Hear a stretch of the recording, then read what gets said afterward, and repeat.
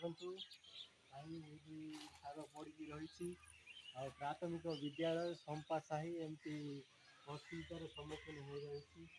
ସରକାରଙ୍କର ଦେଖା ନାହିଁ କି ସାକ୍ଷାତ ନାହିଁ, କିଛି ନାହିଁ। ଆଉ ବହୁତ ଏମିତି ଏଇ ପଡ଼ିକି ରହିଛି। ଆଉ ଏଇଠି ଗାଈ ଗୁଡ଼ାକ ଆସିକିରି ବହୁତ ପଲିଥିନ୍ କ'ଣ ଖାଉଛନ୍ତି। ଆଉ ବହୁତ ଅସୁବିଧାର ସମ୍ମୁଖୀନ ଏମିତି ପଡ଼ି ରହିଛି। କାଠ ଗୁଡ଼ାକ ମଧ୍ୟ ସେଇଠି ପ୍ୟାକିଂ ହେଇକି ରହିଛି। ଏଇଟା କୃଷି ରେସ୍ଟୁରାଣ୍ଟ କରିବା ପାଇଁ ମଧ୍ୟ ସାମାନ ରହିଛି।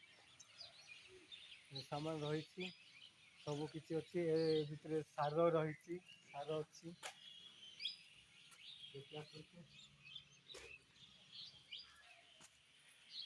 ସାର ପଡ଼ିକି ରହିଛି।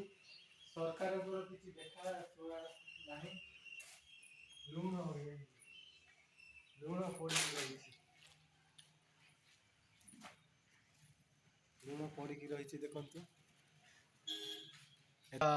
ଲୁଣ ଏଇଠି ଗାଈ ମଧ୍ୟ ଫସୁଛନ୍ତି। ଗାଈ ଫସିକିରି ବହୁତ ଖାଉଛନ୍ତି ତାଙ୍କ ଇଚ୍ଛାରେ। ଏ ଲୁଣକୁ କେହି ପଦକ୍ଷେପ ନେବାର ନାହିଁ ସରକାରଙ୍କର। ଏଗୁଡ଼ାର ଅବସ୍ଥା ଏମିତି।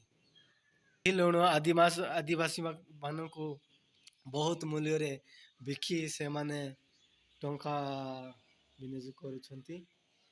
ଆଉ ଦେଖନ୍ତୁ ଏତେ ଅବସ୍ଥାରେ ଅଛି। ତଳେ ଦେଖନ୍ତୁ କେତେ ଗୋବର ହେଇକି ଗାଈ ଗୁଡ଼ାକ ସବୁ ତାଙ୍କ ଇଚ୍ଛାରେ ଖାଉଛନ୍ତି।